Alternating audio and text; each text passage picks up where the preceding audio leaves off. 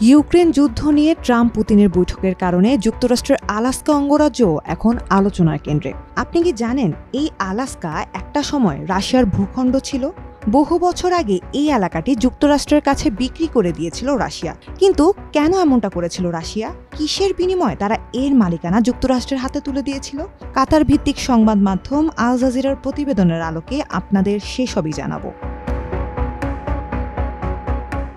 Trump পুতিনের 15 আগস্টের কাঙ্ক্ষিত বৈঠকটি কোনো সমাধান ছাড়াই শেষ হয়েছে। বিশ্বের প্রভাবশালী দুই নেতার এই উচ্চ পর্যায়ের বৈঠকটি হয় আলাস্কার সবচেয়ে বড় সামরিক ঘাঁটি জয়েন্ট বেস এলমেন্ড্রফ রিচার্ডসনে। 64,000 একর এলাকা জুড়ে বিস্তৃত এই ঘাঁটি আর্কটিক অঞ্চলে যুক্তরাষ্ট্রের সামরিক মহড়া ও প্রস্তুতির জন্য বেশ গুরুত্বপূর্ণ। আলাস্কা রাশিয়ার অংশ থাকলেও মাত্র 90 কিলোমিটার প্রশস্ত বেরিং প্রণালী আলাদা করেছে আলাস্কা ও রাশিয়াকে। 1867 সালে রাশিয়ার কাছ থেকে নামমাত্র দামে আলাস্কা কিনে নেয় যুক্তরাষ্ট্র।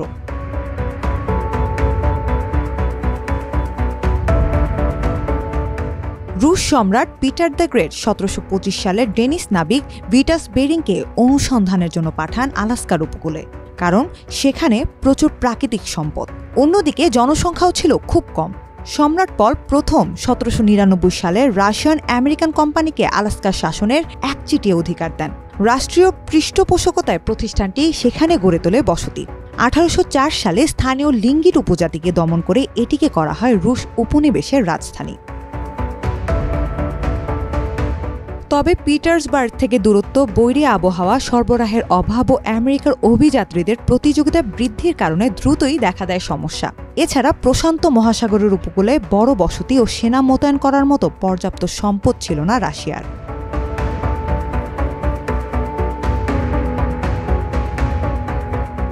তুরস্কের দানিয়ব অঞ্চল, যা বর্তমানে রোমানিয়া নামে পরিচিত, রাশিয়া এটি দখল করলে 1853 থেকে 1856 সাল পর্যন্ত চলে ক্রিমিয়ার যুদ্ধ।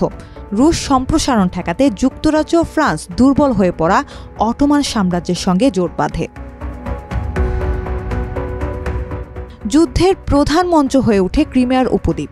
ব্রিটিশ ও ফরাসি সেনারা কৃষ্ণ সাগরে রাশিয়ার অবস্থানগুলোয় হামলা চালাতে থাকে।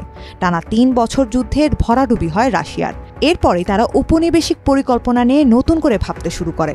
19 ও 20 শতকের শুরুর দিকে আমেরিকান পিস সোসাইটি প্রকাশিত অ্যাডভোকেট ফর পিস পত্রিকার হিসাব অনুযায়ী ক্রিমিয়া যুদ্ধের জন্য রাশিয়ার তখনকার হিসাবে 16 কোটি পাউন্ড স্টার্লিং খরচ করেছিল। অন্যদিকে অতিরিক্ত শিকার ও ব্যবসায়িক মন্দার কারণে আলাস্কা থেকে তখন খুব কম লাভ আসছিল। সেই সঙ্গে এই অঞ্চল ব্রিটিশ নিয়ন্ত্রিত কানাডার কোল ঘেঁষা হওয়ায় ভবিষ্যতে যুদ্ধ হলে ব্রিটেন সহজেই ওই অঞ্চলের দখল নিয়ে নিতে পারবে বলে আশঙ্কা ছিল। 1860-এর দশকের শুরুতে আলাস্কা বিক্রির সিদ্ধান্ত নেন স্যার আলেকজান্ডার দ্বিতীয়, যার যুক্তি অর্থের পাশাপাশি এতে ব্রিটেনের হাত থেকে রাশিয়া রক্ষা পাবে।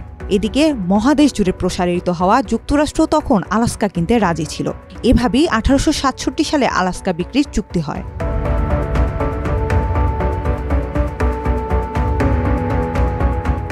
1865 সালে যুক্তরাষ্ট্রের গৃহযুদ্ধ শেষ হয়। তখন দেশটির তৎকালীন পররাষ্ট্রমন্ত্রী উইলিয়াম সিওয়ার্ড রাশিয়ার প্রস্তাব গ্রহণ করেন।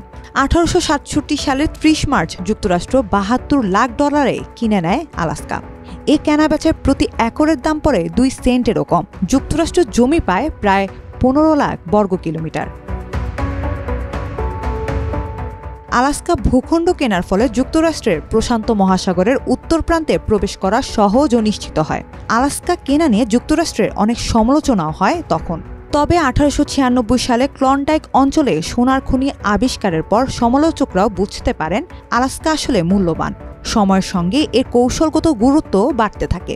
1959 সালের জানুয়ারিতে আনুষ্ঠানিকভাবে আলাস্কাকে যুক্তরাষ্ট্রের একটি অঙ্গরাজ্য হিসেবে ঘোষণা করা হয়।